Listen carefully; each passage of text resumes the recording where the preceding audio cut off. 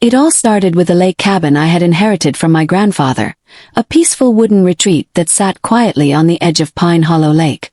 The water was usually still in the mornings, fog rolling lazily over the surface, and for me it had always been a place of solitude and reflection.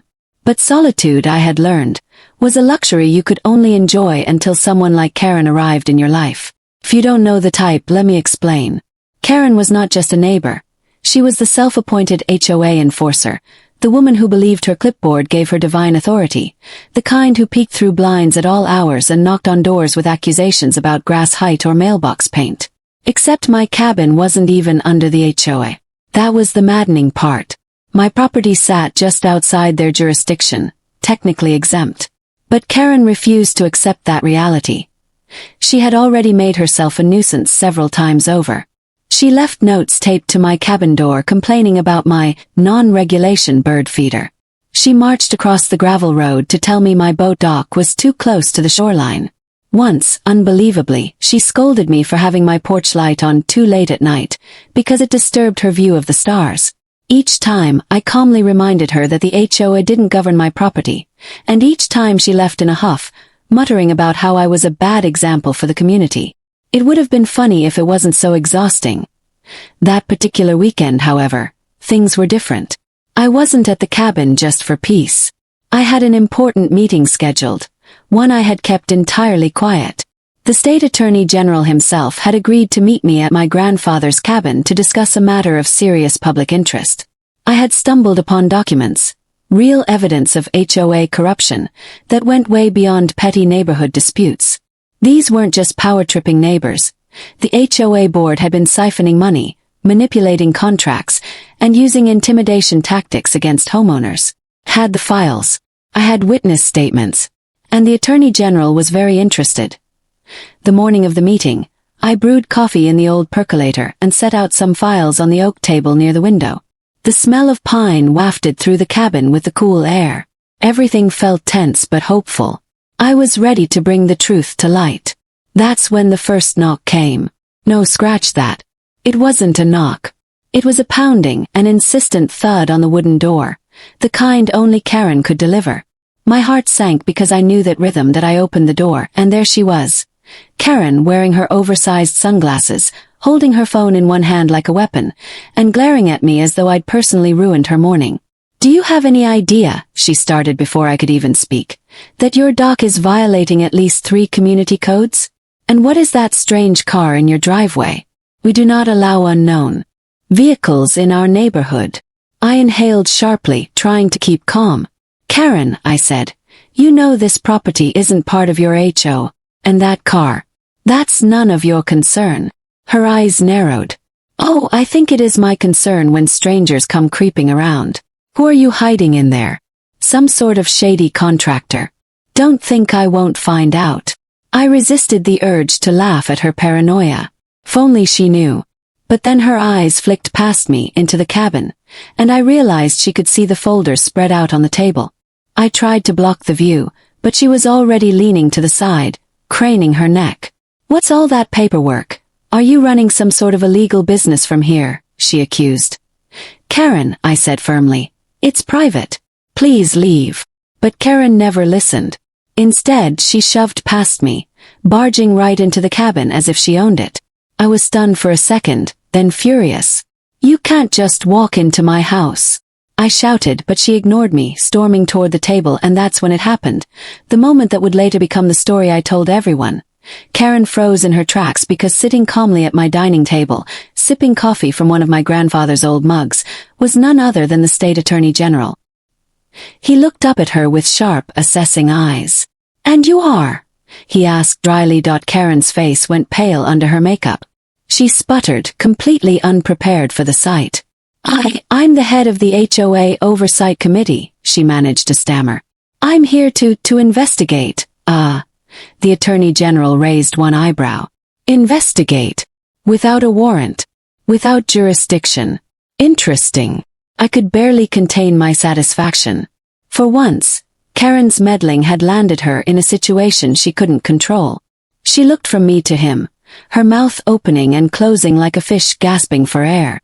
I folded my arms and leaned casually against the doorframe, enjoying the spectacle. But Karen wasn't the type to back down easily. She straightened her spine and tried to recover. "This neighborhood has rules," she declared, though her voice quivered. "And I enforce them. If there's suspicious activity, I have every right to check it out." The Attorney General set down his coffee cup with deliberate care. His voice was calm but carried weight. "Madam, you have no such right. This is private property. You have unlawfully entered. And unless you'd like to explain yourself to local law enforcement, I suggest you leave immediately." Karen's bravado cracked, but she still tried to save face. Well, this man," she jabbed a finger at me, "is always causing trouble. He refuses to follow community standards." He, I interrupted smoothly. "What I refuse to follow, Karen, is a fake authority that doesn't apply to me. And frankly, I think the Attorney General here would be very interested in how your HOA is really operating." That landed like a bomb. Karen's eyes widened. She glanced at the folders on the table again, and I could see realization dawning. She knew exactly what kind of danger she and her board might be in if those papers contained what she suspected. The Attorney General leaned back in his chair, observing her. "HOA corruption," he said slowly. "That's the matter we're discussing today. Do you have anything you'd like to contribute, since you've invited yourself into this meeting?" Karen stammered again, visibly sweating now. I don't know anything about corruption. Our HOA is perfectly legitimate." I cut in. "Really? 'Cause I have signed statements from multiple homeowners claiming otherwise. And documents showing funds unaccounted for. Funny, isn't it, how those maintenance fees always go up, but the roads never get repaired?" Karen's composure crumbled. Her hands trembled as she fumbled with her phone, as though considering calling someone, maybe one of her board members, maybe the police. But what could she even say? That she had broken into my cabin and walked straight into a meeting with the state attorney general. The silence stretched, thick and heavy, broken only by the faint creak of the old cabin walls. Finally, the attorney general spoke. "You've made a very poor decision today. My office does not take kindly to intimidation or unlawful actions. If you have nothing truthful to add, I suggest you remove yourself before this becomes much worse for you." Karen's mouth opened again, but no sound came out. She was cornered. And for the first time since I'd known her, she looked small. Really small. Still, she turned sharply on her heel, muttering something under her breath, and stormed out of the cabin. I followed her to the door, watching as she marched across the gravel, her heels crunching against the stones, and disappeared back toward her house. I shut the door and locked it this time. When I turned back, the Attorney General was smiling faintly. "Persistent woman," he remarked. "You have no idea," I said with a sigh. "But maybe her little stunt just proved how deep this problem runs." He nodded, then gestured to the papers. "Let's get back to work. We may need to move faster than I thought." And that was only the beginning of what would become a battle bigger than I had ever imagined. The Attorney General leaned forward. His sharp eyes scanning the files spread across the oak table, while the morning light filtered through the pine trees and streaked across the wooden floor. Outside, Pine Hollow Lake rippled gently as if unaware of the storm brewing inside the cabin. I could still feel the weight of Karen's intrusion hanging in the air like a stubborn fog. My heart was pounding, but the Attorney General remained calm, professional and unwavering. "You've done the right thing bringing these documents here," he said firmly. "But now we need to move fast. If Karen has even the faintest idea of what we're discussing, she will run straight back to the board. And boards like this, they don't stay idle when they're threatened." He nodded. My hands tightened around the edges of the file. "She's already suspicious. You saw how she reacted. She's not just nosy, she's protecting something." The Attorney General gave a slow, grave nod. "That's the danger of corrupt HOAs. They convince themselves they're untouchable. But if what you've gathered here is as solid as it looks, then their days of intimidation are numbered." We dove back into the work, sorting documents, highlighting discrepancies, reviewing testimonies. I explained how multiple neighbors had quietly approached me, sharing how they had been harassed, fined for false violations, even threatened with foreclosure if they didn't pay outrageous fees. The board was funneling money into phantom repairs and contracts, with companies that didn't exist. It wasn't just unethical, it was criminal. Hours passed, the coffee pot emptied, and the shadows lengthened across the room. Just as we were making headway, a crunching sound echoed from outside, the unmistakable noise of footsteps on gravel. I froze, exchanging a glance with the attorney general, Karen. But it wasn't just her this time. When I peeked through the curtain, I saw 3 other board members with her. They looked serious, grim even, and they carried folders of their own. My stomach turned. This wasn't a coincidence. They knew. Without waiting, Karen began pounding on the door again. "We know what you're doing in there," she shouted, her voice shrill. "You can't hide your lies forever. Open up." The Attorney General's lips pressed into a thin line. "Stay calm," he murmured. "We'll handle this." But Karen didn't wait for an invitation. Once again she pushed open the door, barging inside with her entourage. "I demand to know what's going on here," she barked, her finger stabbing the air toward me. "This is an official HOA investigation." The Attorney General stood towering over them, his badge glinting as he revealed it with deliberate precision. "You are mistaken," he said, his voice cold and commanding. "This is an official state investigation. And you have just unlawfully entered private property for the 2nd time today." The room went silent. Karen's face drained of color. The other board members shuffled nervously, their confidence wilting. I crossed my arms, leaning against the table. "Seems like your little power trip just collided with reality." Karen tried to speak, but her words tumbled out incoherently. We have the right, this community, our rules." The Attorney General cut her off with a sharp hand gesture. "Your so-called rules do not override the law.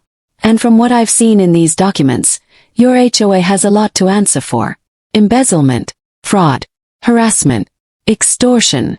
The board members shifted uncomfortably, their faces betraying guilt. Karen, however, clung to denial. "This man is lying," she cried, pointing at me.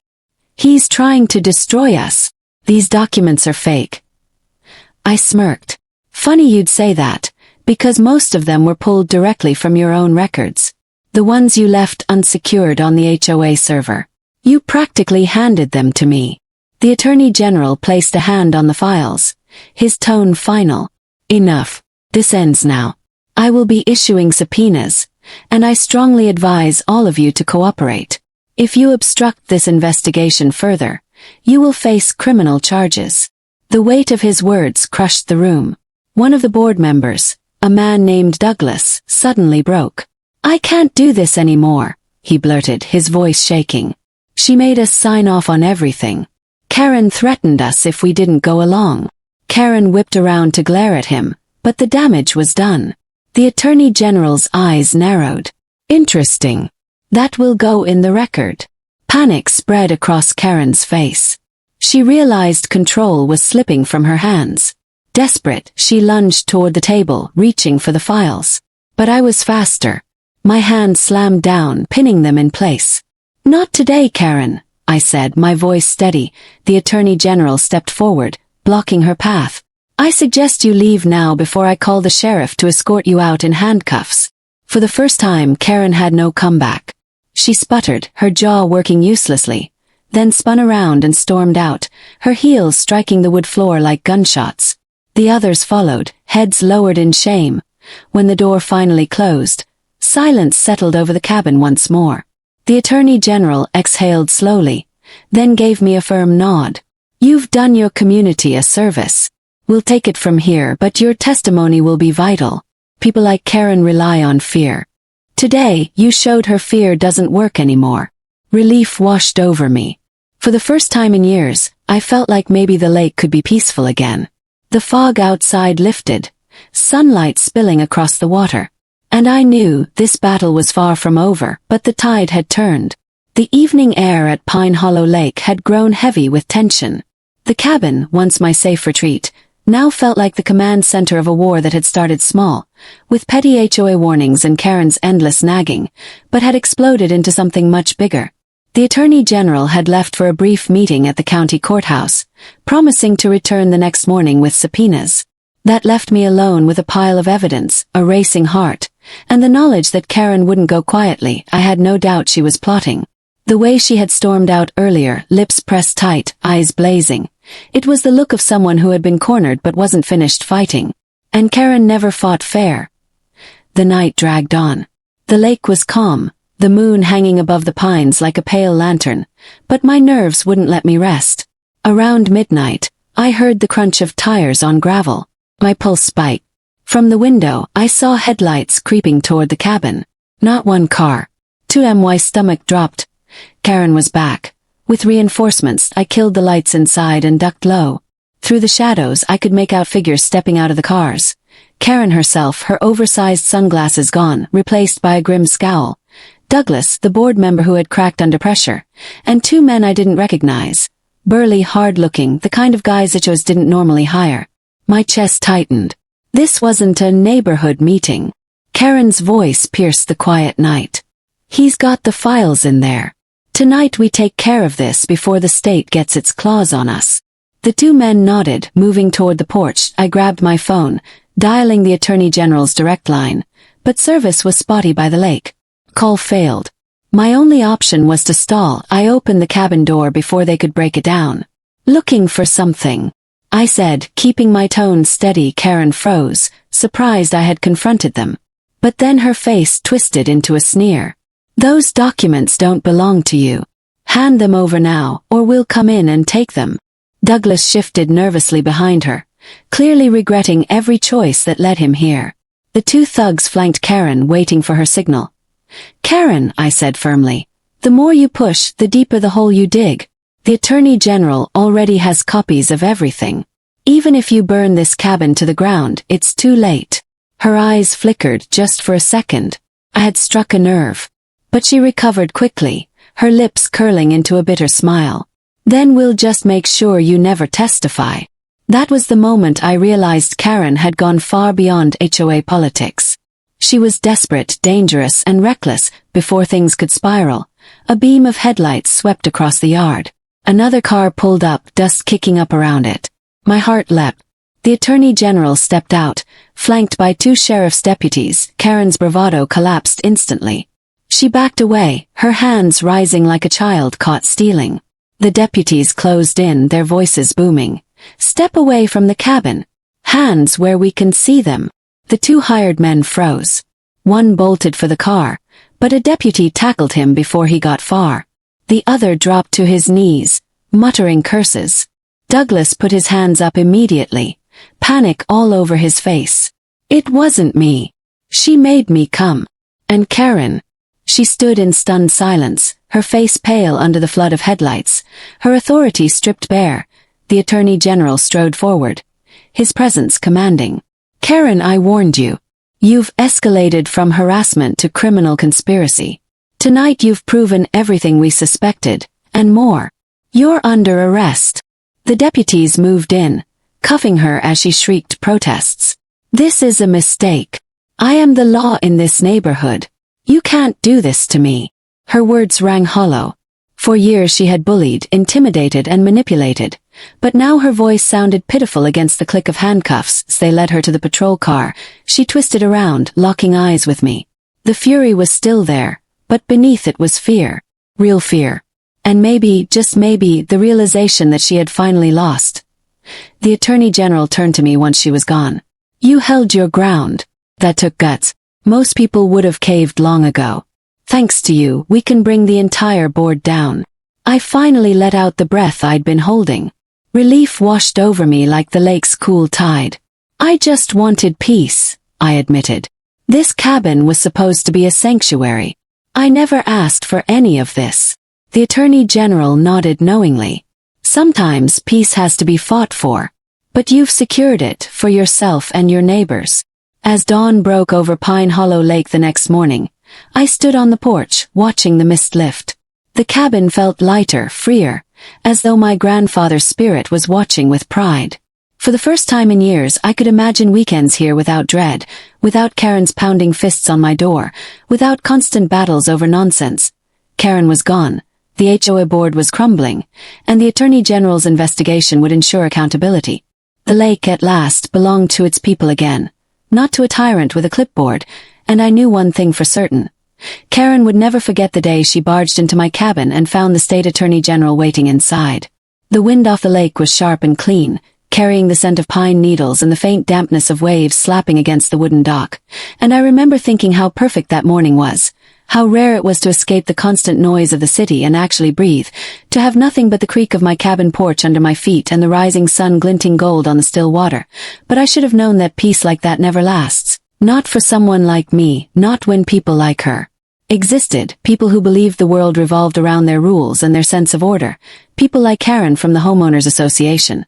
Though at that moment I didn't know that she had me in her sights, that she had convinced herself that my quiet retreat by the water somehow threatened the fragile balance of her suburban empire, that she would march right through my cabin door with the arrogance of someone who has spent years bullying neighbors into submission.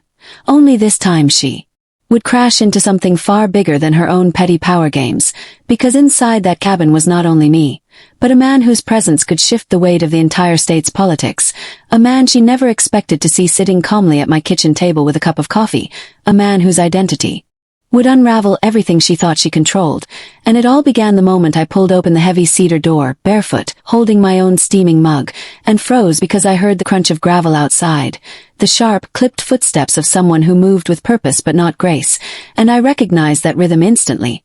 I had heard it in HOA meetings, in confrontations about mailbox paint colors, in the heated disputes she carried like trophies, and before I could even set my mug down, she was already climbing the porch steps, visor tilted aggressively, clipboard clutched like a weapon, lips pursed into that familiar smugness that could turn any sunrise into storm clouds, and I felt my chest tighten not from fear but from the sudden understanding that this morning was about to turn into a war of willpower, except I had no idea how far she was willing to go. No idea that this intrusion would spiral into a mess involving not just neighborhood politics but state law, corruption, love, and the very essence of loyalty, because as much as I wanted to slam the door, the state attorney general behind me whispered calmly, "Let her in, let's see how far she thinks her authority goes."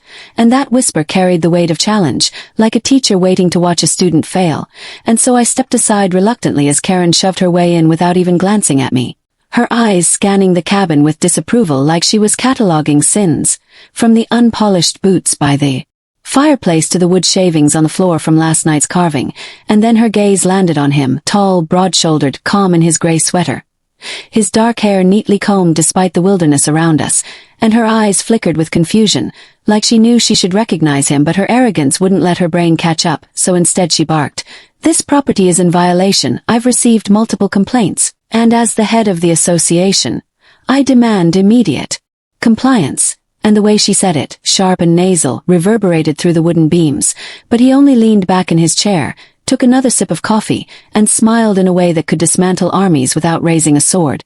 And for a moment I forgot the tension and simply admired the balance of power in the room, the absurdity of a self-proclaimed queen standing before a real king, though she had no idea yet. And that was when I realized I needed to keep silent, to let this play out.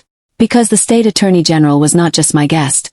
He was someone I trusted deeply, someone who had pulled me out of darker times, someone whose kindness had turned into something more complicated over the past months, a tension neither of us had named but both of us felt, and if Karen thought she could steamroll me with her petty authority, she was about to discover the difference between neighborhood power and real power. Except the danger was that once she realized who she was standing in front of, her instinct would not be to apologize but to dig in, to fight harder, because that was the kind of person she was, and I could already see it in her stance, the way her fingers squeezed the edge of her clipboard until her knuckles whitened, the way her eyes darted between us as if calculating some invisible advantage, and the attorney general, still calm, finally spoke, his voice low but edged with steel, asking her, "And what law exactly do you believe is being broken here?"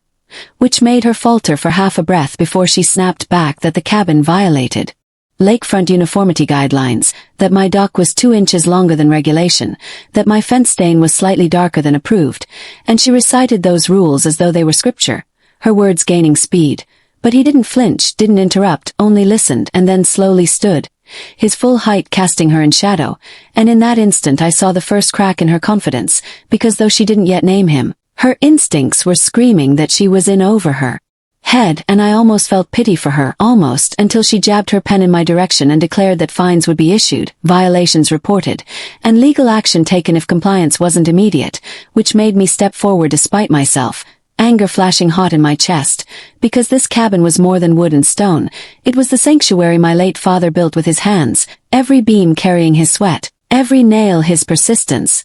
And I wasn't going to let a clipboard tyrant reduce it to paperwork. But before I could speak, the Attorney General placed a steadying hand on my arm, grounding me, and said firmly, "Enough." His voice ringing with finality that silenced even the birds outside, and the way Karen blinked, the way her lips trembled before she masked it, told me she had finally recognized the gravity of the man she was challenging, though she still didn't know his title, not yet. And what happened next would set in motion a chain of events that none of us could stop. Because in trying to flex her false authority, she had stumbled into the path of real power, and there would be consequences for her, for me, and for the truth we were both hiding. Karen's silence after that commanding enough didn't last long, because if there was one thing she had mastered, it was the art of filling air with noise, of convincing herself that words alone were weapons. And though I could see her confidence wobbling like a tightrope walker staring down from too great a height, she clung to her clipboard like a lifeline and sputtered out a defense, insisting that as head of the Homeowners Association she had the legal right to enforce compliance, that the bylaws were binding, that she didn't care if I had friends in high places or neighbors willing to look the other way. And the way her eyes flickered to the man beside me told me she was finally sensing something deeper, like a predator circling prey, but realizing too late that the prey was armed with sharper teeth.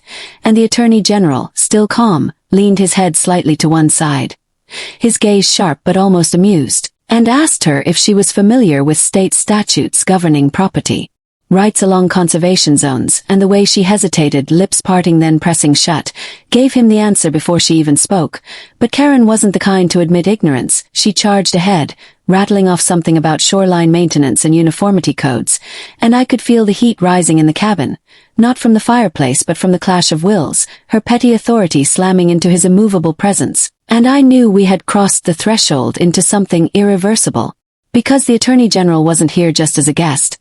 He was here on an investigation, one I wasn't supposed to mention, one that tied this very lake, this very strip of cabins, to deeper corruption that laced through the veins of politics and development permits, and Karen, without realizing it, had barged into the center of a storm she couldn't possibly control, though I could see her instinct kicking in, the desperate clawing for leverage, and she turned her attention back to me, jabbing her pen again, telling me I was irresponsible, that I was letting standards slip, that I was dragging down the entire neighborhood's property values, and I wanted to laugh at the absurdity of her priorities, but before I could, the Attorney General stepped closer. His voice low but edged with steel, and he told her she was trespassing, that she had entered without permission, that any authority she thought she wielded stopped at the threshold of private property. And for a second I saw genuine fear flash in her eyes, like a child caught stealing. But then pride snapped her spine straighter and she demanded to know who he thought he was, to walk into this conversation like a judge and jury, and he gave her the smallest of smiles, the kind that carried entire histories, and said nothing, letting the weight of silence choke her bluster. And in that silence my heart hammered because I could see the outline of the future, the collision course of two worlds, mine caught in the middle, and I couldn't stop thinking how quickly this morning of peace had shattered into something dangerous. And maybe that was why my thoughts kept drifting to the man beside me, to the strange safety I felt in his presence, a safety tinged with something deeper, something I hadn't let myself name. Because naming it would make it real, and real things could be lost. But then Karen's voice pierced the quiet, shrill, accusing, claiming she had contacts on the county board, that she could make calls, that people listened to her. And that was when the Attorney General finally revealed his name.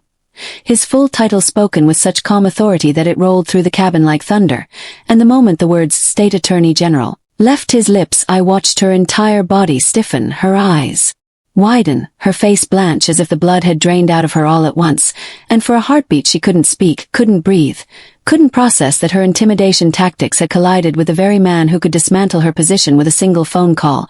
And the satisfaction of that moment was sweet but short-lived, because as soon as the shock settled, her arrogance rose again like a reflex, and she stammered that she didn't care who he was, that no one was above the rules, that the bylaws were the law, and I felt the sheer desperation in her words, like she was clinging to the only shield she had left. But the Attorney General wasn't swayed. He stepped closer, his presence towering, and he told her that laws and bylaws were not the same, that what she was doing bordered on harassment, that she had crossed legal lines by entering without permission. And as he spoke, I could feel the gravity in the room shift, pulling us all into a vortex where the stakes grew higher. With each passing word, and though Karen tried to recover, tried to steady her voice, I could see the panic bubbling beneath the surface, her hand trembling slightly as she adjusted her visor.